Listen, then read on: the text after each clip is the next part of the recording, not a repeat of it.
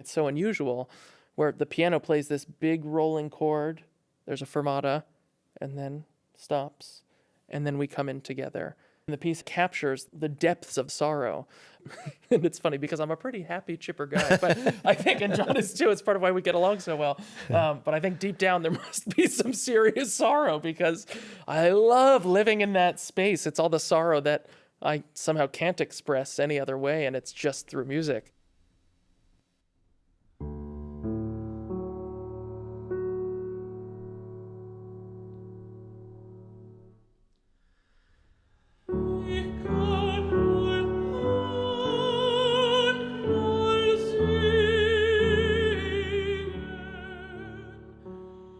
I'm joined in the Maud Moon Weyerhaeuser studio by two incredible musicians. On the far side is John Churchwell, and you are the collaborative pianist with Aryeh Nussbaum Cohen, who is a countertenor. I want to take you back, Aryeh, to when you first started singing, which was as a cantor in your synagogue, and then you were telling me you were also in this awesome choir in Brooklyn where you got to do so many cool things. Yeah. And it's also why, as a young boy singing as an alto, you didn't want to risk that. Tell me more about that. Yeah, so I first started singing when I was in 5th or 6th grade. I was at a friend's birthday party. It was an American Idol themed birthday party, and American Idol was the big show at the moment. And so it was basically a glorified karaoke party, and I sang my song. I think it was R-E-S-P-E-C-T by Aretha Franklin, and I really let her rip, which will be no surprise to John and many others. And when my parents came to pick me up at the end of the party, his mom said to my parents, "He's really got a voice. You got to do something with that."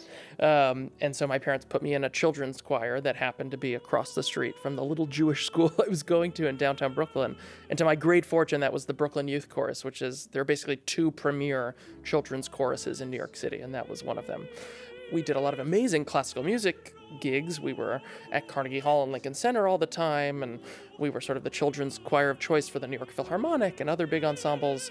But the thing that was really exciting to me as a kid who had grown up without classical music was we did a lot of pop music. And so anytime a pop star coming through New York needed a children's choir, singing backup, we got the call. And so as a kid, I was singing backup for Elton John, Billy Joel, Sting, James Taylor at, sold out Madison Square Garden. And how about the Rolling Stones? Oh, no, I know, I wish. Well, that's the music I really grew up on. It was Bob Dylan and the Stones and the Dead. And but I still say I peaked at age 13 singing backup for Elton at a sold out Madison Square Garden. Oh But my gosh. I'm still trying to get back to that. But so I had this amazing time in children's choir, and then my voice dropped like any boys does, and I basically just didn't want to leave the choir, so I tried to finagle and see if I could still sing high, and they had me come in for a re-audition, and they said, okay, yeah, you sort of do it well enough, and that's how I became an accidental countertenor. And this is the synagogue. If anyone watches the show The Marvelous Mrs. Maisel, Amazon Prime Video show, it's the synagogue that they filmed all the synagogue scenes in that show. It's this beautiful old-fashioned synagogue in New York, and because it was this sort of old-fashioned synagogue, the cantor was tasked with figuring a lot of it out on his or her own. So I was given these ancient musical modes and melodies and musical forms that the Jewish tradition holds have been passed down for centuries. But I was tasked with how to bring the text to life using those musical modes. There's no sheet music. There's no real roadmap. And now looking back, I realize what amazing training that was in terms of shaping me as an artist and figuring out how to bring meaning to text in a way that this kind of song repertoire is really all about. But the first year I did the whole thing in my man voice, and I did just my one favorite prayer, Avinu Malkeinu, in my budding countertenor voice, not knowing what that was, but I sang it up high. And after the service, all of the old ladies in synagogue came up to me and said, "Oh my gosh, Aryeh, what did you do on that one piece?" And I said, "Oh, I sang high." And they said, "You have to do it all like that." I said, "Okay." And there I became the countertenor cantor, So the next year I ended up doing it for 7 years. And over that time, I really found my voice as a solo artist and found my artistry.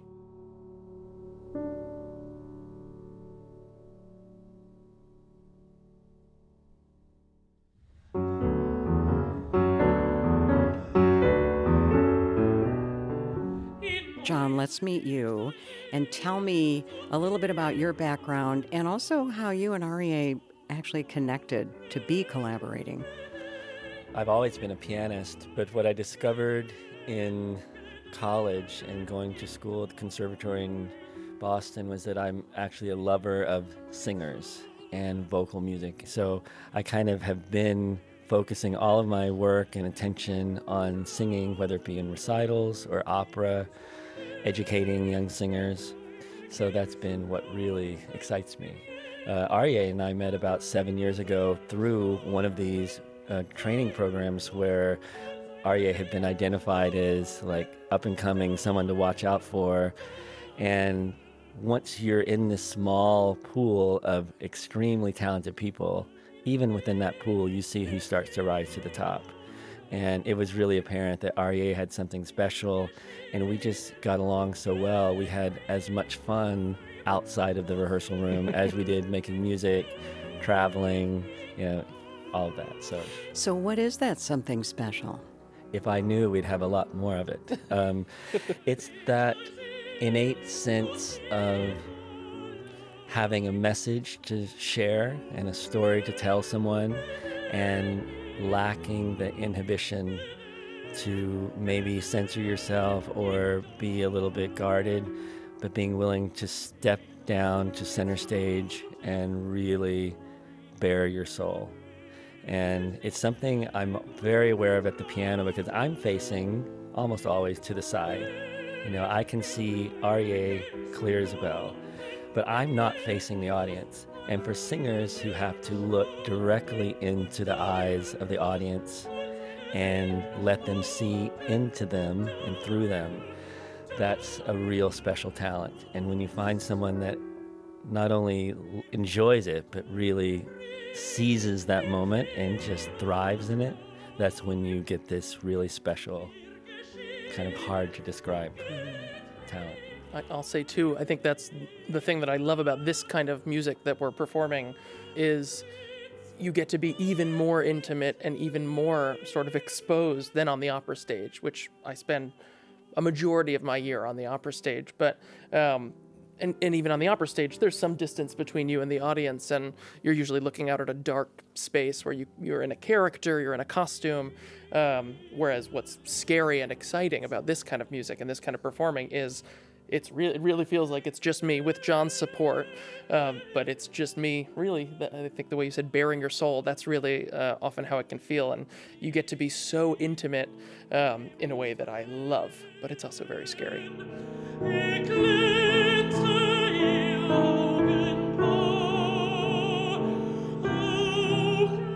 So for people who have no idea what we're talking about, what the heck is a countertenor?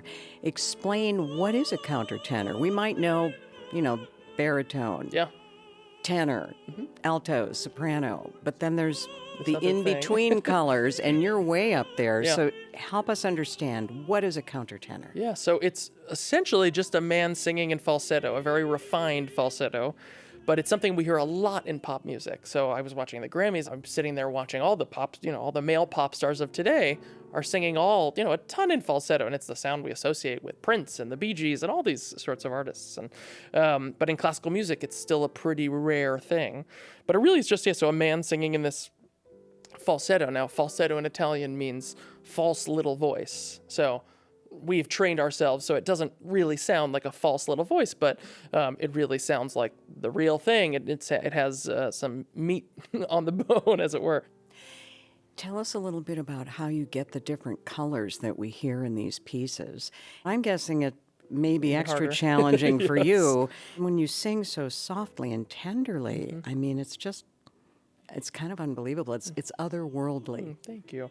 I'll say the secret is a lot of practice. So I think when we do these performances, it just seems like, look at this. You're under the lights and the audience is applauding. And what you don't see is the hundreds and hundreds of hours of prep that go in behind that. It's the same for John, right? The number of hours, truly hundreds of hours singing and learning and working, but it's the same thing to develop that sort of range of vocal colors is just a lot of practice. The reason it's so difficult to create that range of colors as a countertenor is I'll demonstrate with my hands, which is not so helpful for those listening. But for those watching, what it is, so when a man sings in his normal modal voice, so a tenor or a baritone, the vocal cords are vibrating at a pretty amazing frequency, 250, 300 times a second.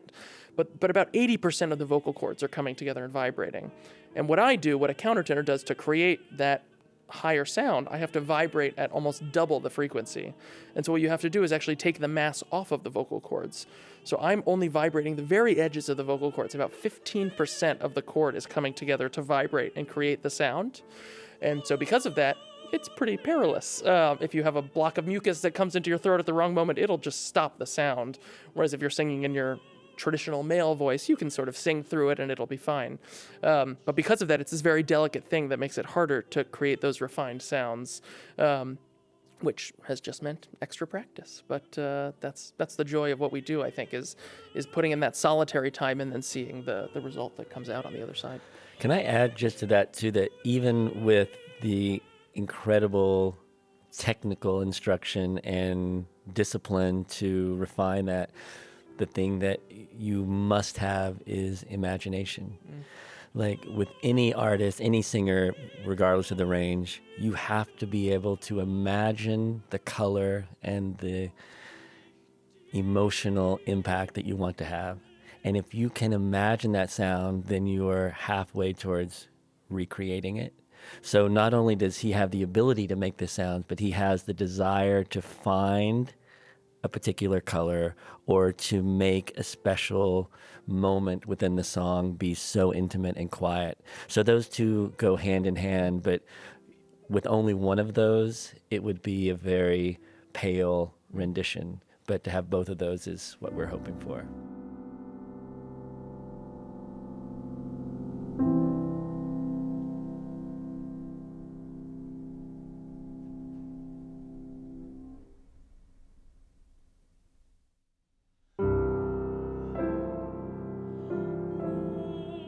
John, what is your role as the collaborative pianist with Aryeh? What do you do that helps him be successful? There's a buy-in to a project like this where you have to accept that you're in this together and that the ultimate success is going to be when both of you can succeed and do your very best. So support in both ways, sometimes that's musical support, sometimes that's emotional support, sometimes it's let's get out of here and go have a nice meal and kind of put some of the music on the shelf for a little bit. And just developing a relationship with someone that transcends just the work. And that way, when you make music together, you're able to bring all of that, all of your relationship with each other, as well as the relationship with the music and the poetry.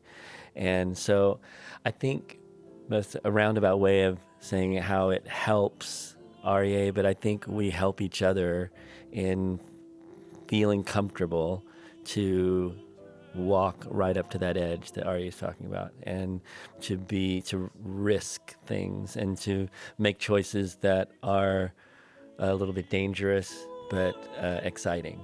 Okay, I love that, dangerous but exciting. Give me an example of something that was dangerous but exciting. All of the Korngold songs are dangerous and exciting. They're very rarely performed. They're extremely difficult in terms of range, chromaticism.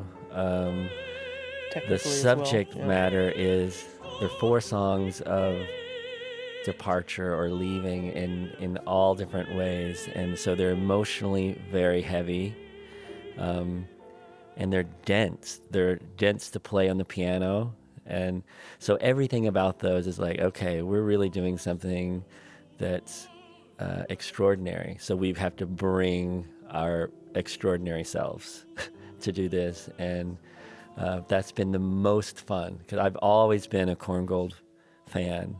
I've been listening to a lot of his chamber music where he takes melodies from songs and repurposes them in a piano quintet, or they're just so special. But for me, it would be Korngold. Yeah, I would echo what John said about the Korngold, and then I would add into that, what's dangerous and exciting about it is you're on the for me vocally, it's like, how close to the edge of not singing can I get?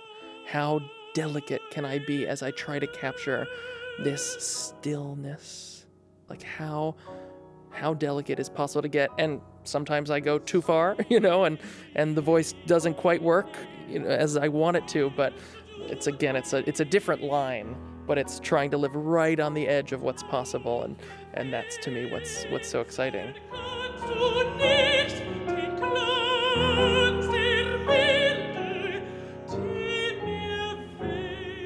Is this all, I mean, what you're doing, your career, your life, is it what you dreamed it would be? What's more challenging and what's going more smoothly? I think what's going more smoothly is the professional side of things. Like, I did not think I was going to have professional success. I got rejected from every graduate program I applied to. I didn't think this was going to happen. But I'll say the hardest thing for me is the lifestyle. That's the thing that you don't think about at all. When you fall in love with singing and performing, you're thinking about being on stage, standing in front of the piano with John and singing and performing this music for you all. You're not thinking about spending that night alone in the Airbnb or the hotel room, or when I do these operas, spending months at a time on the road in a foreign city, often where you don't know anyone. Hopefully you have other fun members of the cast who you get along with, who will be your sort of lifeline for those 2-3 months. But sometimes, it's like, imagine starting a new job with new bosses, new coworkers every 6 weeks, every 8 weeks. Sometimes you have some duds, like you have some tough jobs, but you're not going to just quit the job. You're making your debut at Major Opera House X. You got to do it. But the lifestyle, I think that's the part that you don't think about when you're falling in love with performing and being on stage and sharing music. And so that's the part of it that I think has been challenging, is finding that balance. And my wife and I are expecting our first child this spring. And oh my gosh, how exciting. Thank you. Yeah, we're very excited. But it's going to be a real challenge. I was going to say, how did that happen? You're never home. Well, exactly. So she's going to travel more with me. And the kid is, at 8 weeks, as soon as the kid has their first round of vaccines, I'll be on a plane to Salzburg with us for me to make my debut at the Salzburg Festspiel this summer. How exciting. It's going to be a sort of wild experience. But I'll say, because I knew I wanted to have a family, and that's what I dreamt of as a kid, I had a sort of normal life. I imagine being a dad, going to work and coming home like my dad did. But so because of that, I always knew this was something I wanted, and I've always sought out the colleagues who had families and made it work. Including a mutual, really dear friend of John and I's, Sasha Cook, who John co-runs this major young artist program with, the Music Academy of the West in Santa Barbara. But she's what I call a friend mentor, who has 2 children and has made it work. So I've just sort of sought out people along the whole way to figure out how to balance the lifestyle as best you can. And the reality is it never always, it doesn't always go smoothly, but you figure it out as you go and you make it work. And our children are going to have a very unconventional life, very different from how I grew up. And there are downsides to that, but then the upsides, they're going to see the world. I wasn't on a plane, I wasn't traveling until I was in high school or something like that. And this kid is going to have more airline miles in their first year than I had in my first 20. It's like just going to be a very different experience, but one that I'm excited to. It's more uncharted waters.